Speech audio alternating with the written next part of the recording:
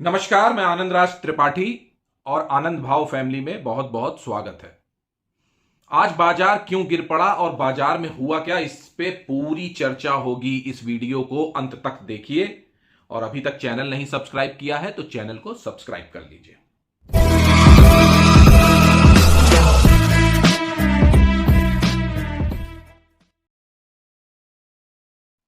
Budget आया।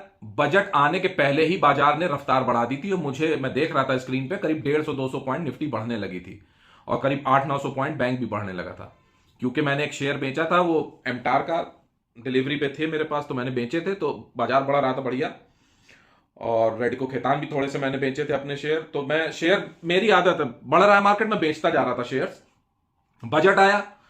Budget में निर्मला जी ने बढ़िया बढ़िया चीजें बताई, सारी चीज माननीय हमारी वित्त मंत्री जी ने, सब बढ़िया हुआ। लेकिन अदानी में एक गड़बड़ हो गया था कल से ही। अदानी इंटरप्राइज कल से ही 3,000 रुपए के नीचे ट्रेड करने लगा था।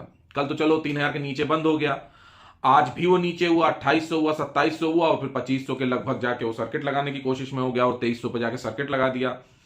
तब तक अदानी पोर्ट में उतनी गड़बड़ी नहीं थी। उधर एडब्ल्यूएल बढ़ा था, आज सुबह मैं देख रहा था स्क्रीन पे, करीब वो 588 तक गया था, क्योंकि कल 566 का लोअर सर्किट लगाया था। और इसके बाद अदानी पावर लोअर सर्किट लगाया था। मैंने कहा ठीक। अब शाम को मैं देख रहा हूं, क्योंकि अब यूट्यूब में मैंने देखा, उस समय मैं मार्केट में ही था, बजट ही देख रहा था। क्रेडिट स्विस की एक रिपोर्ट आई, मेरे पास भी मैसेज आया कि भाई उन्होंने बॉन्ड के वैल्यू जीरो कर दी है, तो अदानी को जो कोलेट्रल लेके पैसे से उठाते हैं उसमें प्रॉब्लम आ जाएगी। यहां तक भी बात सही। मैंने देखा एलआईसी गिरने लगा।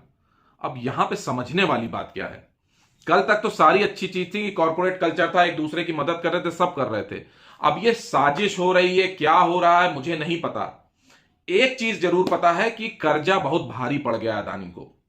अदानी का कर्जा अदानी पर भारी पड़ रहा है।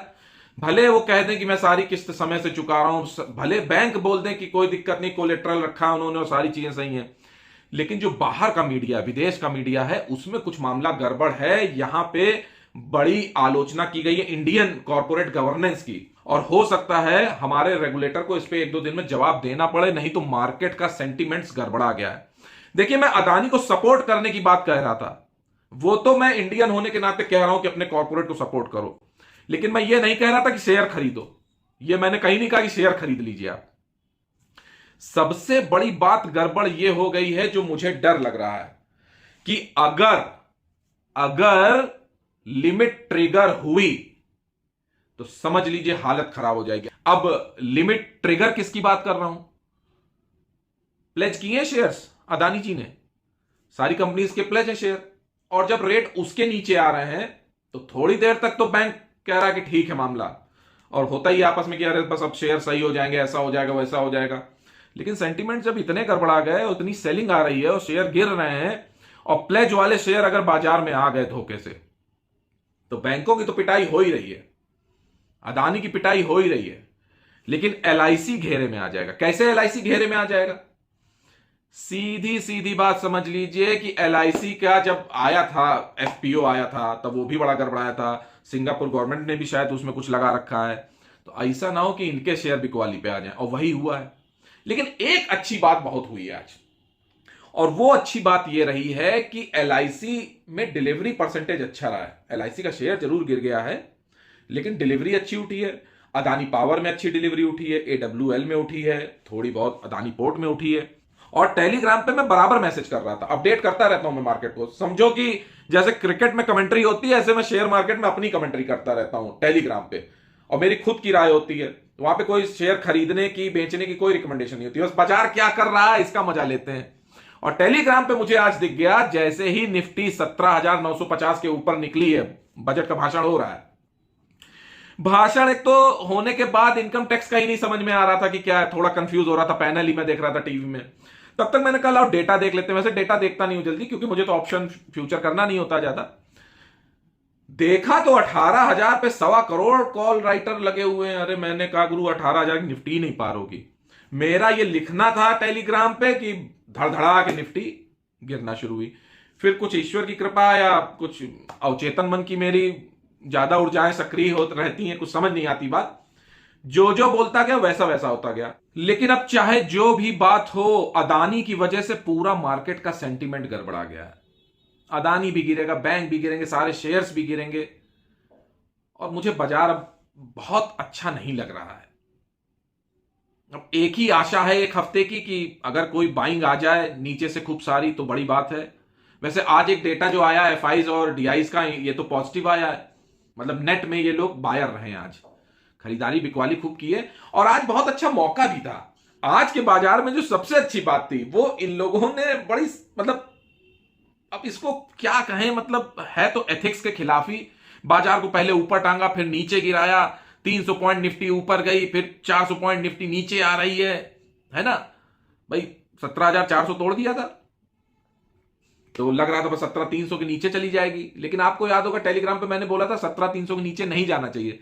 17,300 के नीचे अगर निफ्टी गई तो फिर 17,000 का भी घर खुलेगा, और उसके नीचे गई तो फिर 16,800 16,400 तक का मेरा अनुमान है। मैं सोचता हूं कि अगर वहां तक जाता है बाजार तो कुछ खरीदारी करूंगा अपने लिए, लेकिन बाजार बहुत गड़बड़ा गया है। और जो मैंने पिछला वीडियो डाला था कि एफआईज की कहीं यही तैयारी तो नहीं है कि अदानी का इतना सेंटीमेंट गड़बड़ कर दो कि उसकी वजह से सारे स्टॉक्स गड़बड़ा जाएं और नीचे एंट्री कर लो फिर। तो एफआईज कुछ इस मूड में रहेगा कि नीचे के लेवल पे कुछ शेयर्स खरीदे जाएं, ऐसा मुझे लगता है। लेकिन ओवरऑल अब बाजार दूर से देखने वाला ही है, और मैं साक्षी भाव से बैठ के तमाशा देखूंगा जो हो रहा है, और मतलब कि कोई शेयर आए तो खरीदूंगा, नहीं तो बैठा हुआ हूं। अब इस बाजार से मैं तो कहीं जा नहीं सकता, जीना यहां मरना यहां, इतने सालों से यहीं पे हूं, तो मैं तो कहीं जा नहीं रहा हूं। अब इसमें वो लोग मर जाते हैं जो लोग रोज पैसा कमाने के लिए आते हैं कि यार रोज कुछ पैसे मिल जाएंगे या महीने में मिल जाएंगे। भैया मैंने तो देखा था लोग नौकरी छोड़ के यहां आ रहे थे, नौकरी छोड़ के लोग आ रहे थे कि शेयर मार्केट बहुत अच्छा चल रहा है। ये सब नहीं करना चाहिए।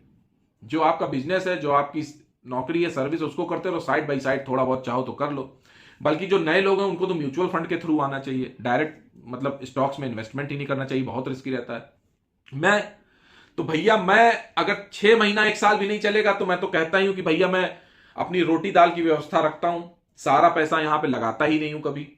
हमेशा आपसे कहता हूं 50% से कम कभी एक्सपोजर नीचे गिराता नहीं हूं, और 80% से ऊपर ले नहीं जाता हूं। 20% हमेशा मार्जिन रखता हूं।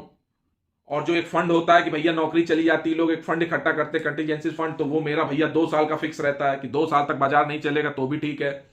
जिस तरह की तेजी थी मैंने 5 साल का कर लिया है कि भैया बाजार नहीं चलेगा तो भी ठीक है।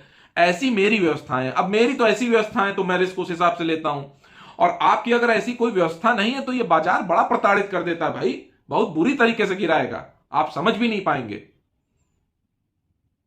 और पैसे की माया ऐसी है कि अगर एक बार पैसा पोर्टफोलियो में कम होना शुरू होता है, पोर्टफोलियो लाल दिखना शुरू होता है, लॉस दिखना शुरू होता है, तो मन में घबराहट होने लगती है।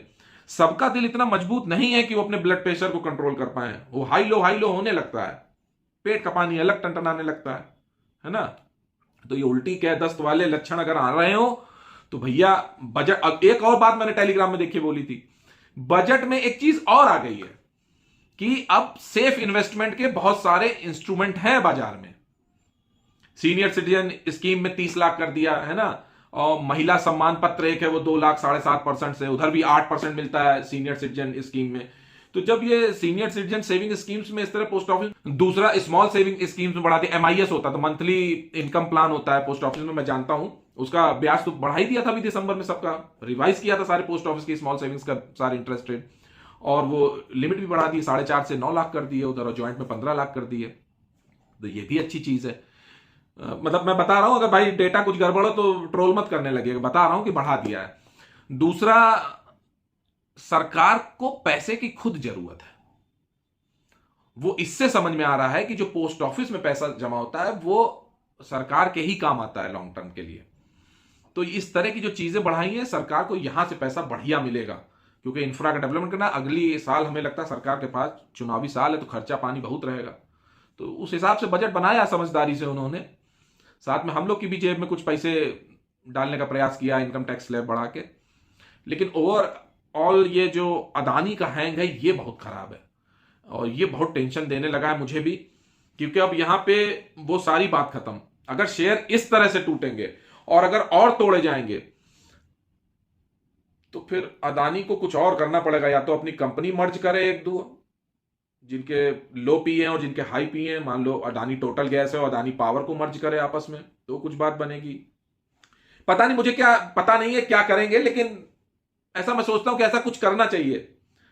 और मुझे लगता है कि चीजें जो ये एक्वायर कर रहे थे, हो सकता है चीजें अब खुद निकालनी पड़ जाए इनको अपने झोले से, कुछ असेट्स हटानी पड़ेंगी, क्योंकि ये अच्छी बात नहीं है जो बाजार इस तरह टूटा। सारे चार्ट तोड़ दिए उसने, और अदानी स्टॉक में बहुत गड़बड़ी है, और अदानी पूरे बाजार को ले डूबेगा अगर इस तरह गिरेगा। तो जो अदानी का साया है वो बजट पे बहुत बुरी तरह छाया है, और अगर इतनी बुरी तरह छाया है तो आप जानते हैं ना, जब कोई बड़ा पेड़ होता है तो छोटे पेड़ उसकी छाया में पनप नहीं पाते हैं। तो हम छोटे रिटेल इन्वेस्टर के लिए तो बहुत दिक्कत आने वाली है, ये मान के चलिए, यहां दिक्कत आएगी अब। और अगर दिक्कत नहीं आनी है तो मैं उसके लिए भी तैयार हूं कि 16,400 तक मार्केट आ जाए और उसके बाद बढ़ जाए। और दूसरा, मैं कहना नहीं चाहूंगा, पिछले 6 महीनों से मैं देख रहा हूं कि बाजार में एक और गंदी आदत है कि बहुत जल्दी बढ़ा के पंटर लोग बाजार को गिरा देते हैं, रिटेल को फंसा देते हैं।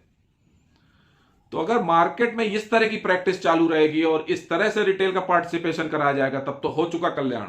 वो जो 10 करोड़ डीमैट खाते खुले थे उसमें 5 करोड़ हो जाएंगे बंद, और सब चले जाएंगे वापस, कहेंगे भैया 8% में ठीक है, एफडी करा लो, कुछ करा लो। यहां नहीं आएंगे लोग। तो बाजार में थोड़ी सी पारदर्शिता भी होनी चाहिए।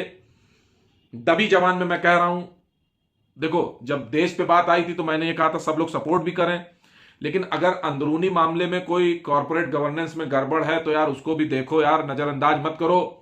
और मुझे तो डर लग रहा है कि मार्केट में स्थिति ज्यादा गड़बड़ ना हो भाई, कि सरकार को भी दखल देना पड़े। वैसे अभी ऐसा कुछ है नहीं ना, मैं डरा रहा हूं, लेकिन हो सकता है कि जब सेंटिमेंट्स गड़बड़ाते हैं ना तो पैनिक में आप देखते हैं एटीएम के भी आगे लाइन लगती है ना, लोग बैंक से पैसा भी निकालने लगते हैं, सब कुछ होने लगता है। लेकिन मैं उतना डीप नहीं जा रहा हूं, लेकिन सोचने वाली बात है कि शेयर इस तरह से पटके जाएंगे, ऐसे मार्केट कैप गायब होगा। उस दिन मैं 15 लाख करोड़ सोच रहा था, तो आज को 10-12 लाख करोड़ रह गया अदानी ग्रुप का पूरा मार्केट कैप।